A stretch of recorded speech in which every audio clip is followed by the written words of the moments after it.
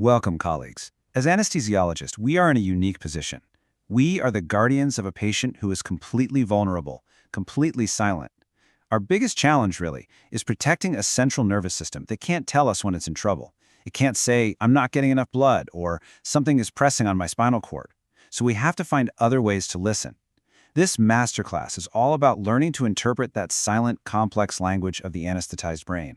We're going to dive deep into the tools of neuromonitoring that let us stand guard and protect our patients when they need it most. I absolutely love this analogy because it perfectly captures what we do. Picture it, we're the captains of this submarine, navigating the deep, dark, and unseen waters of general anesthesia. We can't just look out a window and see if everything's okay. Instead, we rely on our sonar. We send out these electronic pings, our evoked potentials, and we listen carefully to the echoes that come back. We watch the continuous sweep of our EEG.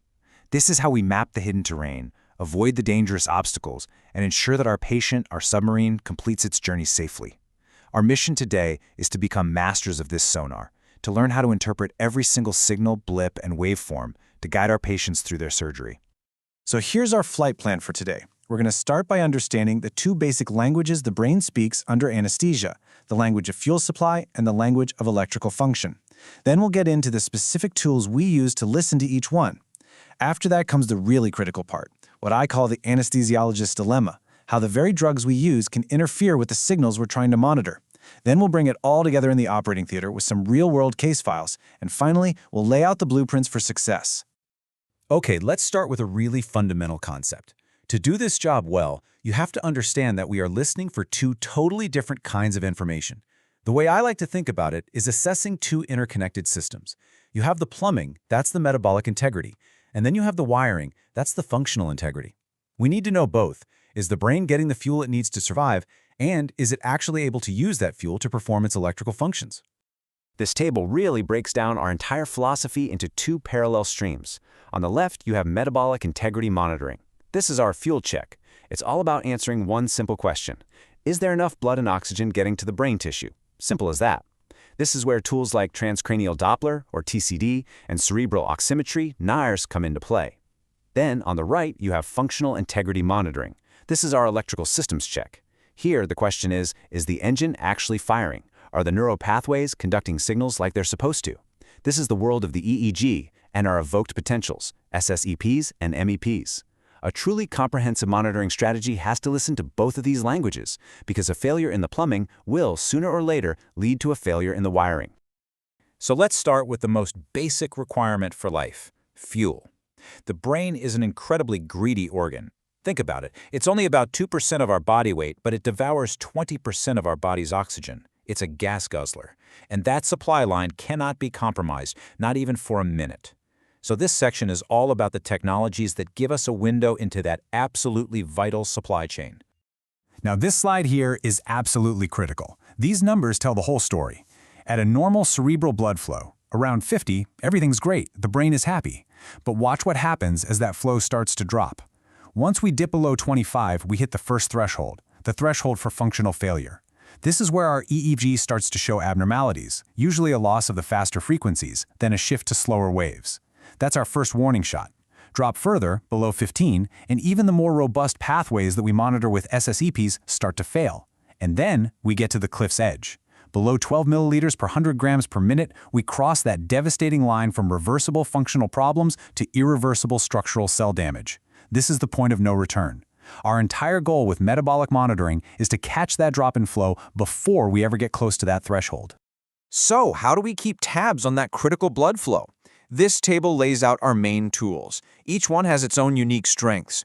TCD is fantastic because it's non-invasive.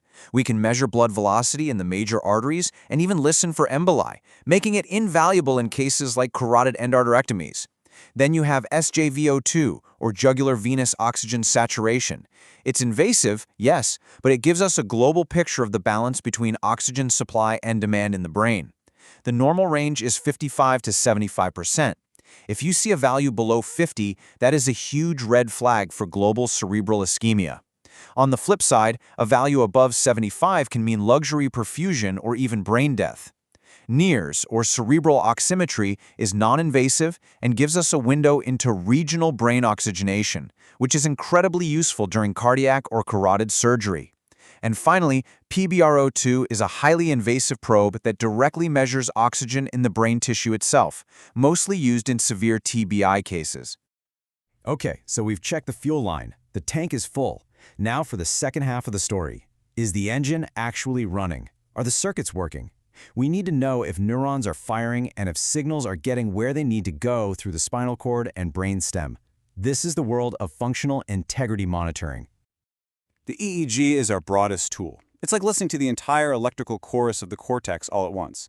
Intraoperatively, it has 4 main jobs. First, and most importantly, it's our smoke detector for ischemia. It's incredibly sensitive, often showing changes before anything else. Second, we can use it to guide our therapy. By titrating our anesthetics to achieve burst suppression, we're basically putting the brain into a state of hibernation to protect it. Third, it can give us crucial prognostic information after an injury. And finally, of course, it's one of our bread and butter tools for gauging the depth of hypnosis. Now, while the EEG listens to the spontaneous chorus, evoked potentials are all about testing specific pathways. The challenge is immense. The signal we're looking for is just a few microvolts. It's a whisper, completely buried in the roar of the background EEG noise. So how do we find it? The answer is signal averaging. It works because the evoked potential is time-locked to our stimulus. It happens at the exact same moment every time. The background noise, however, is random. So by averaging hundreds or even thousands of responses, the random noise cancels itself out, and our tiny, time-locked signal emerges from the chaos. It's a truly brilliant piece of engineering that makes all of this possible. This brings us to our different types of evoked potentials. We have SSEPs, our reliable workhorse testing the ascending sensory pathways. Then we have their crucial counterpart, MEPs, which test the descending motor tracts. For surgery deep in the posterior fossa, brainstem auditory evoked potentials, or BAEPs, are invaluable because they are tough as nails. And finally, visual evoked potentials, or VEPs, which are so sensitive they're almost never used. But look at that last column, sensitivity to anesthesia. This is where our job gets really interesting.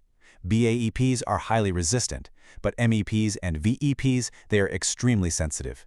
This column right here dictates our entire anesthetic strategy.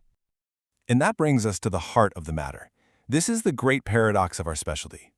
The very drugs we give to create the state of anesthesia can dramatically alter, suppress, or even completely wipe out the neuromonitoring signals we are relying on for safety. This isn't just a minor inconvenience, it's a fundamental dilemma. We are walking a tightrope. We have to provide a safe, stable anesthetic while at the same time preserving the integrity of the signals that tell us the patient's nervous system is safe. Let's start with how our IV agents show up on the EEG. Propofol, etomidate, and barbiturates all follow a classic, dose-dependent path. You get beta activation at low doses, then slowing through alpha, theta, and delta waves. At high enough doses, you get burst suppression, which can look a lot like ischemia. We have to know the difference. Opioids, on the other hand, increase slow-wave activity but don't cause burst suppression. Ketamine is the real outlier. It creates this unique, chaotic, high-amplitude theta pattern. You see a ketamine EEG and you know it's ketamine. And dexmedetomidine creates an EEG that looks remarkably like natural sleep, complete with sleep spindles. Knowing these unique fingerprints is key. Now let's look at this sensory pathways. The main takeaway here is that volatile anesthetics are the enemy of a clean cortical SSEP. They dose-dependently increase latency and crush the amplitude. This is precisely why a propofol-based TIVA is so often the preferred technique. But look at etomidate. This is your get-out-of-jail-free card. It's the only agent that actually increases cortical SSEP amplitude. If you have a weak signal, a little bit of etomidate can sometimes make it pop right back up. Also notice that high-dose barbiturates, while they can wipe out the cortical responses, will preserve those early subcortical SSEP signals because they're relying on more robust axonal conduction. Now, when it comes to MEPs, the anesthetic impact is even more dramatic. Let me make this as clear as possible. If you are monitoring MEPs, volatile anesthetics are your enemy. Period. Even a tiny amount, like 0.3 MAC, added to a TIVA can destroy your signal. This is why TIVA is the strongly preferred, really the only acceptable technique. And because we record MEPs from muscles, our management of neuromuscular blockade has to be perfect. It's a constant balancing act. We need enough relaxation so the surgeon can operate, but not so much that we can't record a signal. Quantitative monitoring here isn't optional, it is absolutely mandatory. And of course, before we ever blame the surgeon or our anesthetic for a signal change, we have to run through our own checklist. And this is it. Hypotension can cause global EEG slowing that looks identical to a deepening anesthetic. Hypothermia will systematically increase all your latencies. Hypoxia, anemia, they'll both reduce your signal amplitudes. Even a change in CO2 can alter cerebral blood flow and mess with your signals. It is our job to provide a stable physiological canvas so that any changes we see are a true reflection of surgical events. All right, enough theory. Let's scrub in. Let's get into the operating theater and see how this all plays out in the real world, because these cases are where the rubber meets the road. This is where we see how neuromonitoring, when it's applied correctly, becomes an indispensable navigator for the entire surgical team, allowing for real-time adjustments that can save function and literally change a patient's life. Okay, case number 1, a carotid endarterectomy. The mission is simple. Protect the brain when the surgeon clamps the carotid artery. Our strategy? EEG. The moment of truth arrives. The surgeon says clamp is on, and bam. Immediately, the EEG on the operative side just flattens out. A dramatic loss of all fast activity. It's a clear, unmistakable sign of severe ischemia. And the team springs into action. This isn't panic. This is a well-rehearsed drill. The neurophysiologist calls it out. The surgeon is notified and immediately moves to place a shunt. At the same time, we, the anesthesiologist, push up the mean arterial pressure to maximize collateral flow. It's a beautiful, coordinated response, all guided by that real-time data from the EEG. The learning point here is crystal clear. The EEG worked exactly as it was supposed to. It was a high-sensitivity, real-time alarm for cortical ischemia. And that alarm wasn't just for our information. It was actionable. It triggered a series of rapid, coordinated interventions that almost certainly prevented a permanent stroke. This is the poster child for neuromonitoring at its absolute best. Okay, case number 2, a major scoliosis correction. The mission here is to protect the spinal cord during some very powerful distraction and manipulation. Our strategy has to be multimodal, both SSEPs and MEPs. The surgeon is applying distraction, and then the crisis hits. The MEPs from the lower extremities are gone, vanished. But, and this is the critical part, the SSEPs look perfect. Rock solid, no change at all. The surgeon is alerted immediately and releases the distraction.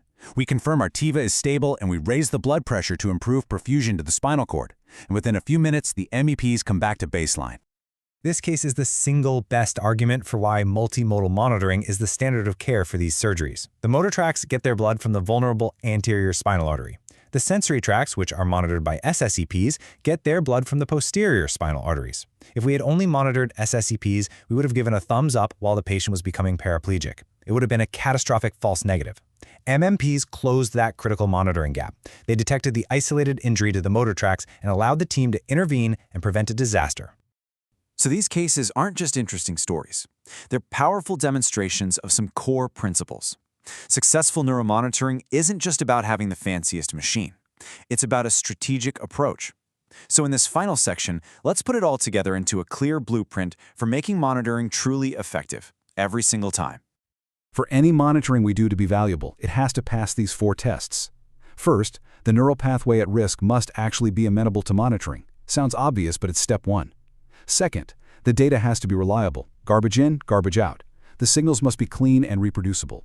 Third, and to me this is the most important one, the signal must be actionable. Monitoring for its own sake is useless. If there's a change, there must be something we can do about it. Release traction, place a shunt, raise the blood pressure. If not, we are just documenting a disaster, not preventing one. And that leads to the 4th principle. The ultimate goal is to provide a direct benefit that improves the patient's outcome. We have spent all this time mastering the technology, the pharmacology, the physiology, and the data is absolutely critical. But I'll leave you with this final thought. The ultimate determinant of success isn't the machine. It's the conversation. It's that seamless, open communication between the surgeon, the anesthesiologist, and the neurophysiologist. When a signal changes, are we all on the same page? Do we have a shared plan? Because it's in that shared language, in that team dynamic, that the true power of neuromonitoring is unlocked. Are you just 3 experts in a room, or are you a team speaking the same language? Because for the patient under the drapes, that's the only thing that really matters.